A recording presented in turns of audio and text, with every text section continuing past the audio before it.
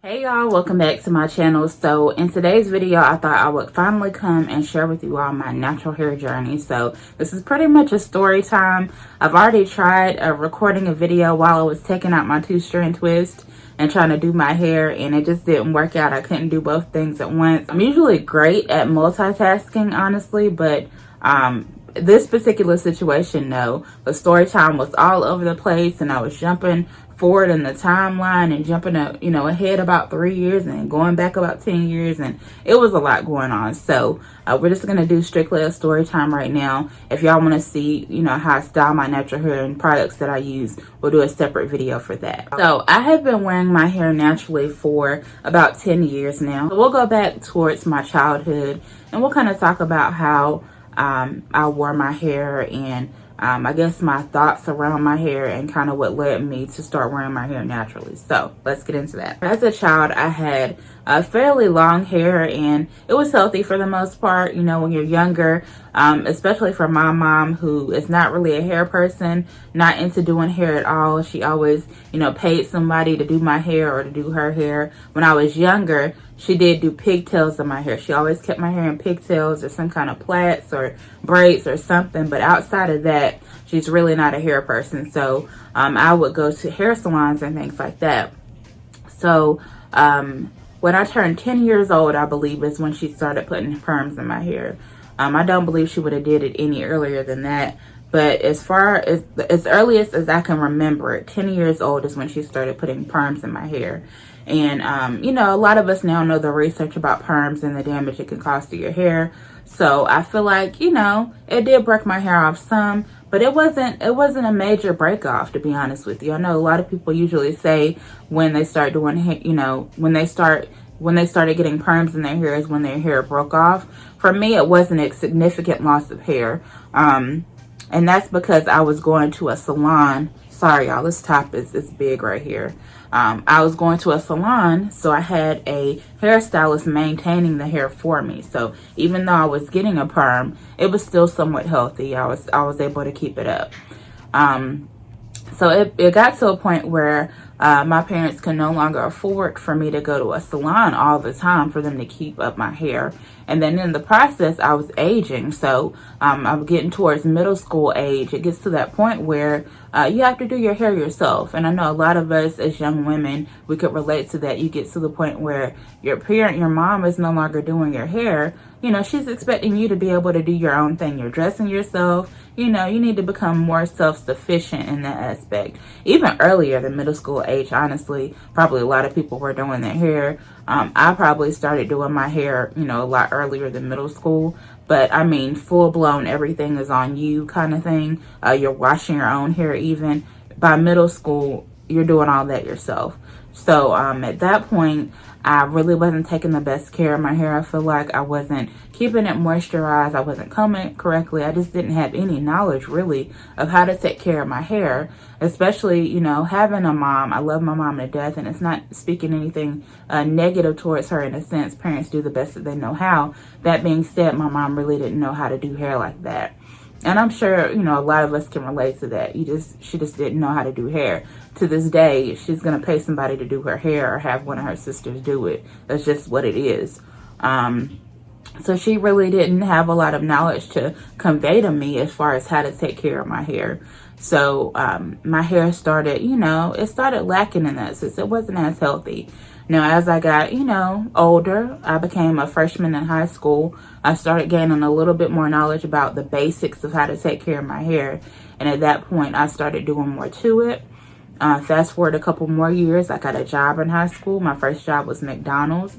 I hated it so much, but at the same time, I loved it because I made so many great friendships with people. A lot of us, it was a small town, so we all went to high school together. So had some good times and bad times. I hated working in fast food. Nonetheless, I was making my own money, driving a car. I was doing my thing. I also had money to keep my hair up. So I started keeping my hair up as much as I could with the little bit of money I was making. And I started trying to learn more about how to take care of my hair. I started using like hair rollers and just watching all kinds of stuff on how to really take care of my hair, getting hair magazines, that kind of thing. Fast forward to my freshman year in college.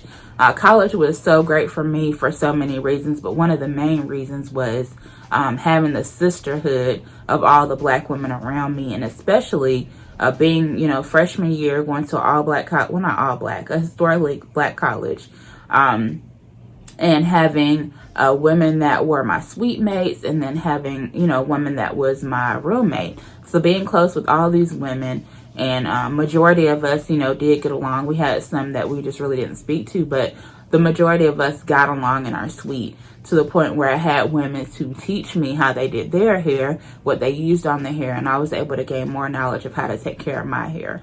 Before my freshman year in college, I had never used a flat iron. I used like a curling iron, what my mom had at home. So I had, you know, like a basic handheld hair dryer, and I had a curling iron, and that's it. You know, I gained more knowledge from those women in my suite than I had, you know, my whole life prior up to that point of how to take care of my hair. So one of my suite mates, who then became like one of my very best friends to this day, she taught me how to properly flat iron my hair. You know, she helped me really keep up my hair freshman year. And I was so thankful for that, honey, because freshman year is something else. Especially, you know, it's a little bit of a culture shock even though, you know, we're all Black people for the most part. We're Black people from different areas of the country, and people do things differently. So, and especially coming from a small town, you're culture shocked in that aspect. So you want to keep up your appearance. You want to be looking good. Especially being out on your own, maybe getting that first taste of freedom that you've never had before.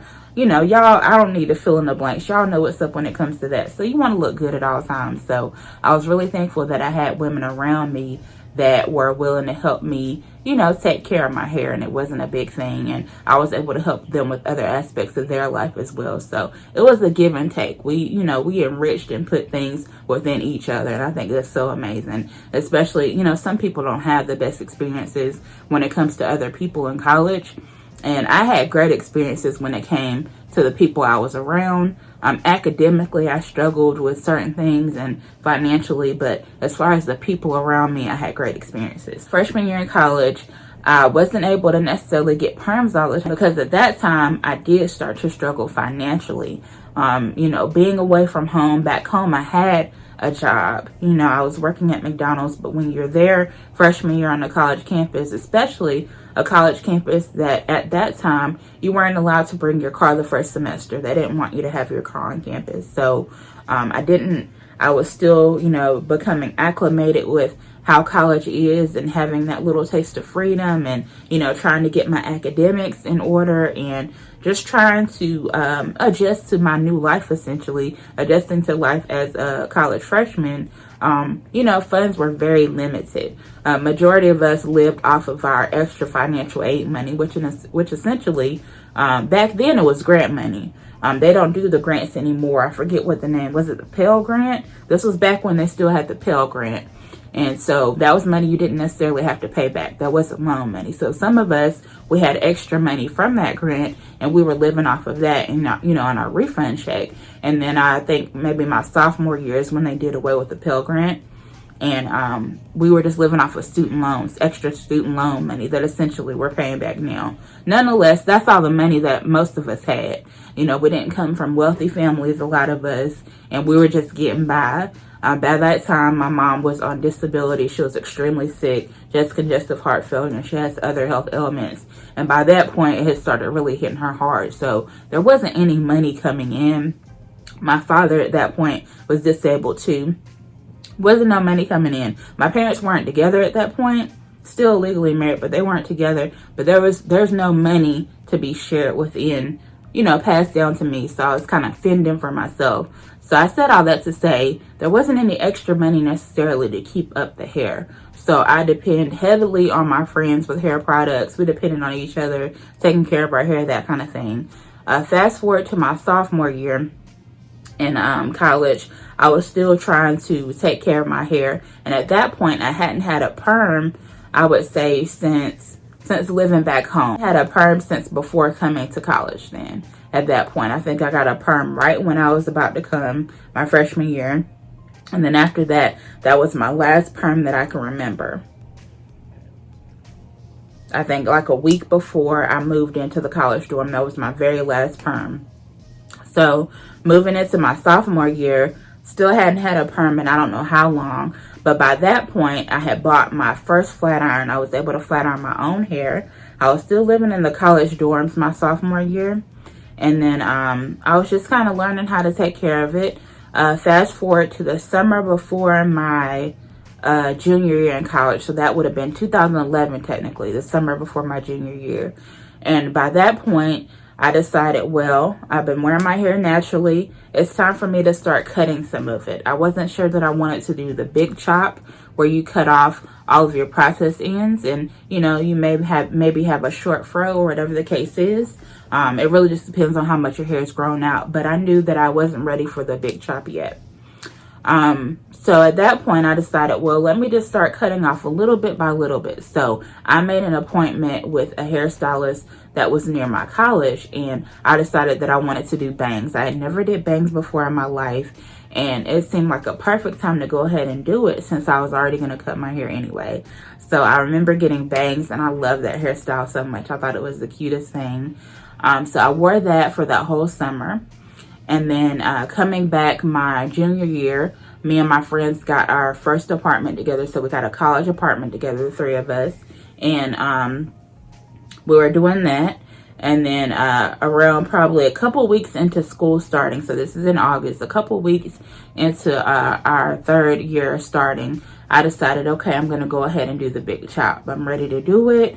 It's been far too long, and I'm ready to fully embrace my natural hair. I want to get into doing natural hairstyles, all that kind of stuff. So at that point, I made an appointment with the same hairstylist in Greensboro, and she then went ahead and cut the rest of my process ends off. Now, you know, you got to think back towards that time period in the world and how society thought of natural hair. Even with it being 2011, people still had a lot of negative thoughts regarding natural hair that still do to this day, but they had a lot of negative thoughts around it. A lot of people, I feel like, were, even myself included back then, we were socially conditioned to think that short hair is necessarily not appealing, like that long hair is like the holy grail, because a lot of people, you'll hear them being so scared of doing the big chop or having an awkward stage, or some people even call it an ugly stage during their hair growth.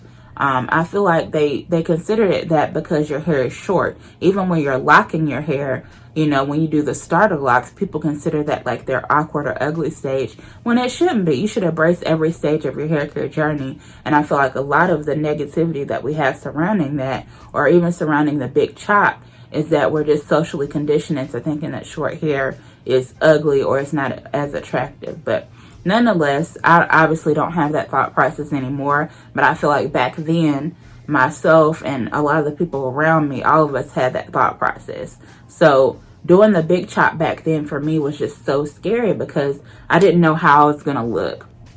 All this is really stupid because it's about vanity, really, but back then I just didn't know how it would look with short hair. Nonetheless, I still did it because I was just ready at that point. And if any of you know, if you're in that that stage where your hair still has the process ends, it can be hard to style that. So at that point, you just need to go ahead and go full force and cut the process ends off of your hair. So I went ahead and did that, and y'all, I loved it. It honestly, for me, because I've cut my hair a lot throughout the years, throughout the 10 years or whatever, I've cut my hair a lot. And for me, it's always been like liberating. I've always felt like I was reinventing myself every time I've cut my hair. The big chop, and I was super excited about it, y'all. And I went and I showed my friends, and everybody loved it. And I had a lot of positive reaction from my friends. Now, keep in mind, as far as my family is concerned, they weren't necessarily on board back then with me wearing my hair naturally. Again, that's not anything negative against my family. It's just the thought process back then. And again, you got to think of how all of us are socially conditioned into thinking about certain ways, including hairstyles and how people wear their hair. So back then, my mama was not feeling it. She was like, nah, you need to go ahead and put a perm in your hair. I don't think you should do that. I don't know how it's going to look. Do you really want to walk around with nappy hair? That kind of thing. So there was a holiday. What holiday is after August? Is it Labor Day? It was some holiday that was coming up. And I decided that I wanted to go home for that holiday. Didn't need to because I was in the college apartments by that point, but I wanted to. I think maybe my family was having a cookout or something. I have a big family on my mom's side, and they, you know, do big gatherings and stuff. So at that point, I wanted to go home, and I was a little nervous about it because I had did the big chop by then. I had a couple weeks and I was embracing my hair. I had even did a couple of twist outs, and I really was loving how my hair was looking on me. And I went home, and I wasn't sure how my mom would react to it because I hadn't told her, hey, I cut my hair off. I hadn't shared that with her or anybody yet as far as my family is concerned, only my friends at college. And I went home, and she said, you know what, I actually like that. She said, it really fits your face, and I really feel like that's the look for you. And I was so shocked, and I was happy. I was happy that she was embracing it, you know, even though I don't necessarily need her approval for my hair. But it was nice to see that my mom was actually embracing my hair texture. And my aunts loved it. They were on board for it as well. Especially my aunts, you know, they weren't necessarily on board the whole natural thing at first. But them, after seeing it, everybody liked it. So at that point, after coming home, it had been a few weeks then, I decided that I wanted to dye my hair. Now, I had mixed feelings about hair dyeing, natural hair dyeing now I do at this point in my life. And at this point in my journey, I don't think I would ever dye my hair again. But I had quite a few years there where I was constantly putting color in my hair, different colors. I had blonde hair. I had blonde hair twice. I've had red hair, I don't know how many times. I really loved red hair. I think that was like my signature color was red. So I've had like a few times where my hair was like really red. And I'll have pictures up on the screen for y'all to see.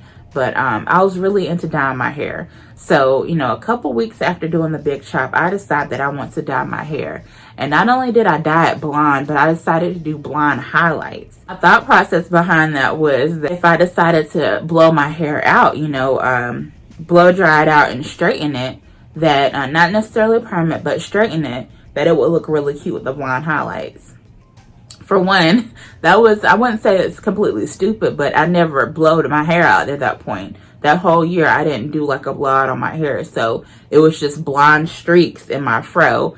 And at one point, I was thinking, you know what, this kind of looks crazy, but I really grew into the look. I thought it looked really cute on my twist outs and my little natural hairstyles that I would do. So it ended up being cute, but I think looking back on it, I wouldn't do that again for sure. So I ended up doing blonde highlights, and all of my friends was like, girl, like, are you serious? Are you really going to do that? And I was like, yeah, I want to do blonde highlights. And at first, my friends, they were not feeling it. They were like, do you really think you should color your hair? And, you know, you're going to do what you want to do regardless. So I went ahead and did it. And everybody eventually embraced it, honestly. But at first, people were like, I don't think that's a good idea. So fast forward to... when was this?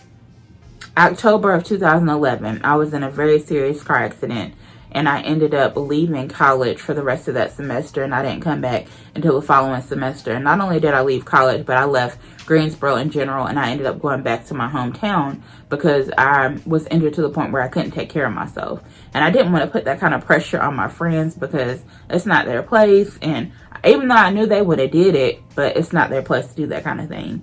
And that's too much pressure. We're supposed to be in our junior year, which is a pretty big year. It didn't end up going, you know, how it needed to go for me, or how I planned for it to go, you know, with the car accident and everything. And I ended up not finishing college on time. But nonetheless, that happened. So I feel like during that point, I'm only bringing this up to say that during that point, the end of 2011, you know, I had started wearing my hair naturally, and I was embracing it. I fell into a depression with the car accident, and during that depression, I didn't take the best care of my hair. And it's very important to mention that it's not just with, you know, when it comes to a natural hair care journey, but in general, like even when we're talking about hygiene or anything else, sometimes these things, when you're really going through a severe depression, they take the back burner. So at that point, my hair really took the back burner to everything else I had going on. I had to worry about my physical and my mental health, and I didn't really take care of my hair like I needed to. So once I was able to recover enough to go back to campus, so I did end up going back to campus. That that following semester. So that would have been the spring semester that I went back. I was still limited in my mobility, but I was able to go back, you know, and take care of myself for the most part. So I was able to start back taking care of my hair, that kind of thing. Same year, I started getting into, so that would have been 2012, the spring semester 2012. Spring semester starts in January. So that's the beginning of 2012. So that same year, fast forward to the fall semester, I started getting into protective styles. So when I say protective styles, I mean like the braids. You know, you see me have box braids in my hair. That was the last hairstyle that I had. Y'all have seen me during the beginning of this pandemic. I did my own passion twist. My first time ever doing any kind of twist in my hair, anything adding hair. That was my first time doing it, and I'm so proud of myself that I did that. That was one of my goals on my vision board, and I did it. So I did my own passion twist. I've had Nubian twists before.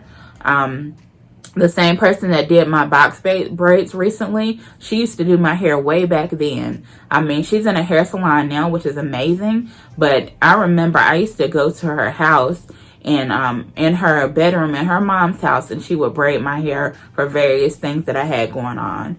And then she used to come to my apartment when we had homecoming. The day of the pep rally, matter of fact, 2012, the day of the pep rally, she came to my house that morning and she braided my hair. She did some box braids in it. So, I mean, we've been holding it down. She's been doing my hair that long. You know, back when she used to come and do your hair at your apartment, we used to go to her bedroom and she would do people's hair. I mean, it's been that long.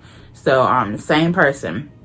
But she started doing protective styles in my hair. My Nubian twists were my favorite. They took forever back then.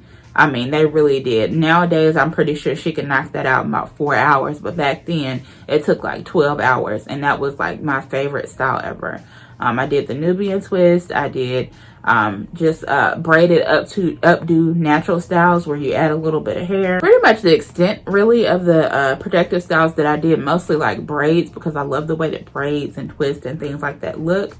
But you also, when you think about protective styles, wigs, technically, if somebody's wearing a wig, you know, they may be wearing their hair naturally underneath that wig. You know, people get a lot of criticism when it comes to wearing weaves and lace fronts and wigs and all this kind of stuff. 9 times out of 10, most likely they're natural underneath that. Maybe just not wearing their fro or anything like that out, but technically they're probably natural. They probably haven't had a perm in their hair in years, you know? So we gotta be careful on how we criticize people on the styles that they wear, because technically those are protective styles. So I'm big on that. That irks me so bad, y'all. Y'all have no idea. Just like it irks me on how, you know, the negative thoughts that we have surrounding natural hair.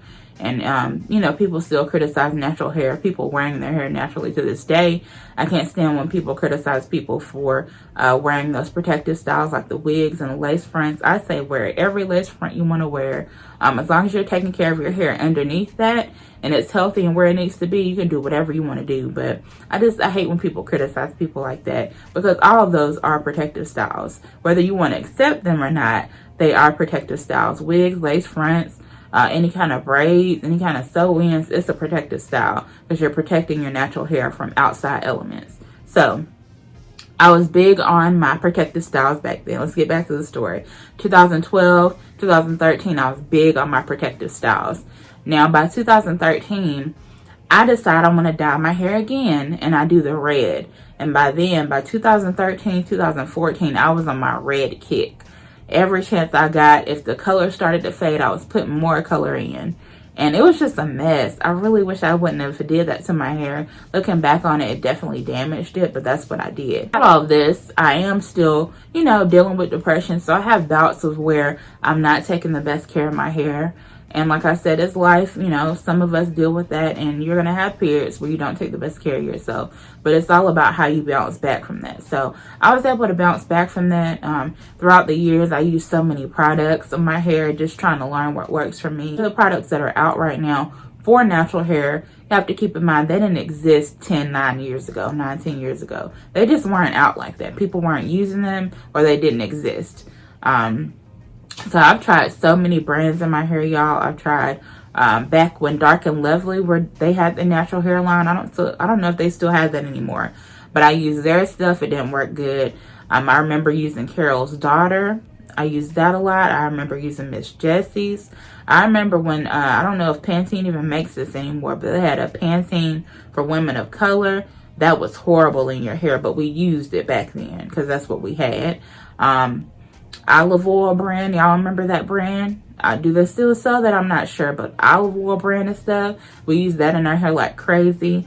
Something that I still use. I know people have, you know, mixed feelings on it, but I still use the Cantu leave-in conditioning repair. This is what I put on my hair after I wash it. That's the only Cantu product that I will use, because Cantu shampoo and conditioner will dry your hair out like nobody's business. I would never use their shampoo and conditioner ever again. I would only use that product. There's so many other products that I've used, because, you know, you will spend money trying to see what works for your hair texture.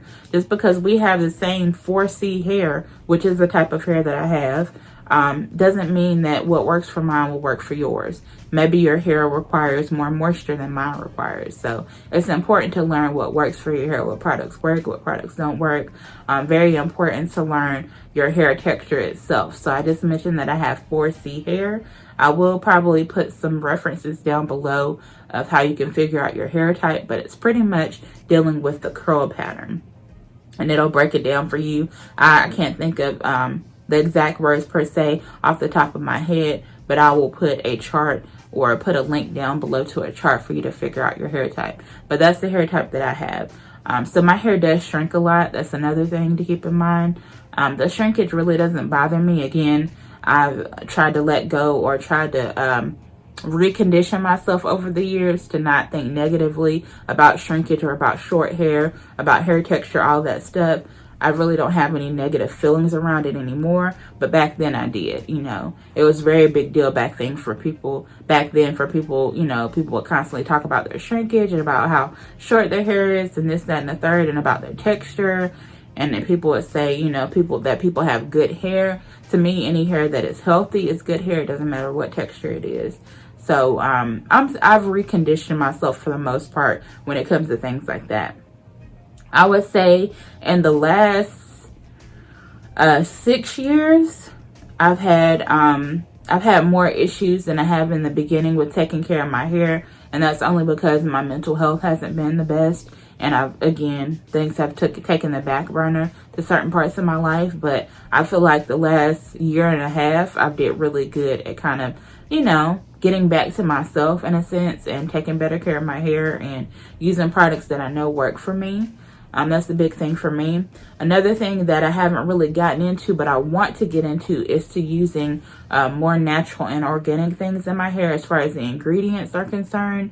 A lot of people study these ingredients on the back of these products to a T, and they know what works for natural hair and what doesn't. And I haven't, throughout my journey, I haven't been able to grasp that yet. You know, I haven't fully did the research in that aspect on certain products, but I'm hoping, you know, during this next phase of my life that I do that.